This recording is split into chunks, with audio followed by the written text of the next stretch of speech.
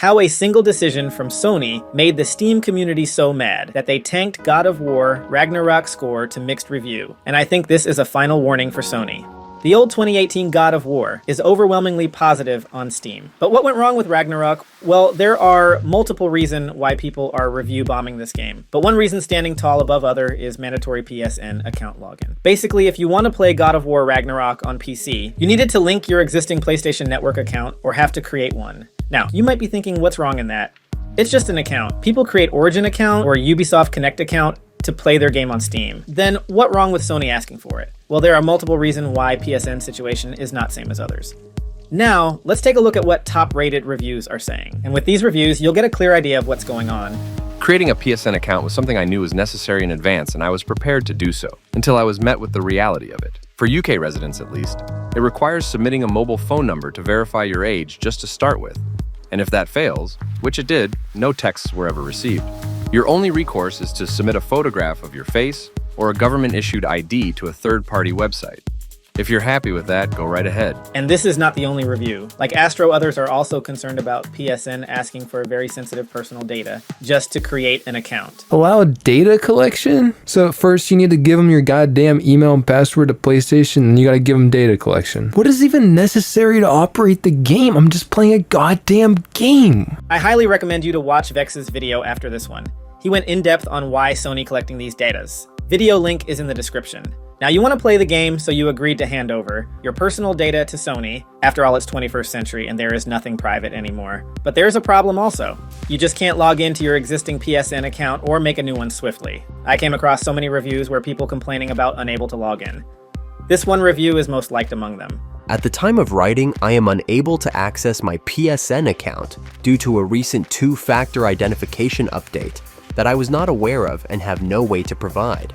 After navigating to the PlayStation website and was routed through the problem FAQs to contact customer service. Customer service connected me with a chatbot, which then got stuck in a loop informing me that customer service was not available at this time, despite being within operating hours, which it also provided. After several more attempts and an apparent alignment of supernatural forces, I was able to convince the chatbot to place me in the queue to live chat with an agent. At time of writing, my position was well over 100 from being able to chat. All this to recover an account for a service I do not want, to play a game that I have purchased through a separate service. This review will not change unless the PSN requirement is removed from the game. Now, suppose you completed all of the processes, now you finally started the game. But the game's showing you don't have enough VRAM in your PC to run this game. Yep, this is another reason why this game got review bombed, but I'm not going to show those reviews because it's a technical issue which can be fixed with a quick patch. And this video is about PSN, so let's stick to that topic. So, what about those personal information that you've just submitted on Sony's database? Because Sony and their data servers are notorious for getting hacked. There's a prolonged history of that as mentioned by Morbid Will's review. Yeah, I'm not linking my account to PSN, especially for a single-player game. April 2011, hackers access personal data of 77 million Sony PlayStation Network users. May 2011, personal details on 25 million Sony online entertainment customers stolen. June 2011, Sony Pictures website hacked, exposing 1 million accounts. November 2014, hackers steal 100 terabytes of data from Sony Pictures. August 2017, hacker group accesses Sony social media accounts. September 2023, Sony investigates alleged hack. October 2023, Sony notifies employees of data breach.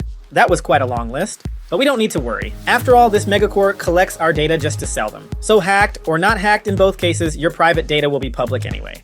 Now, if you are from these highlighted countries, then you are in luck, my friend. Because PSN is available in your country, and you can create a new PSN account to enjoy your newly bought God of War Ragnarok on PC. But God forbid if you are from these countries, then no Conquered and God of War for you. Because from last May, Sony made it mandatory to have a PSN account to enjoy their upcoming games in one existing game. That one existing game was Helldivers 2. Yes, this was the main reason why Helldivers 2 got review bombed so hard back in May, because they made it mandatory for all Helldivers to link their Steam ID to PSN accounts. But after that super review bombing saga, Sony reversed their decision. But that decision was only for Helldivers 2, not for other games. And correct me if I'm wrong, but these countries still can't play Helldivers 2 for some PSN issues. But why is Sony not giving support in these countries? After all, more region mean more potential customers. Unfortunately, I don't have a specific answer to that question. But for some crappy corporate reason, Sony doesn't do business in these countries. Probably they don't want to pay taxes there, or those countries have strict rules on data privacy. Only God and Sony knows. Basically, PC gamers from these regions are cooked. There is no other option except one. Even if they want to buy the game to support the devs, they simply can't. Now they're going to choose the dark side just to play the game. If you know, you know. So, that's it. These are all the main reason why Steam players are mad at PSN or Sony in general. Why Sony pushing PSN so hard even after all the backlash? Because at the end of the day, it's hurting their business. All PlayStation titles that got released on PC before this mandatory PSN rule, they all perform very well in terms of reviews and sales both. Then why this dumb business approach? I guess they trying to fill up the 400 million black hole made by Concord. Fatality. If you made it this far of the video, then like and subscribe, please. And what's your thought in general about this video? Because your opinion is very important to improve my content. See you guys in the next one.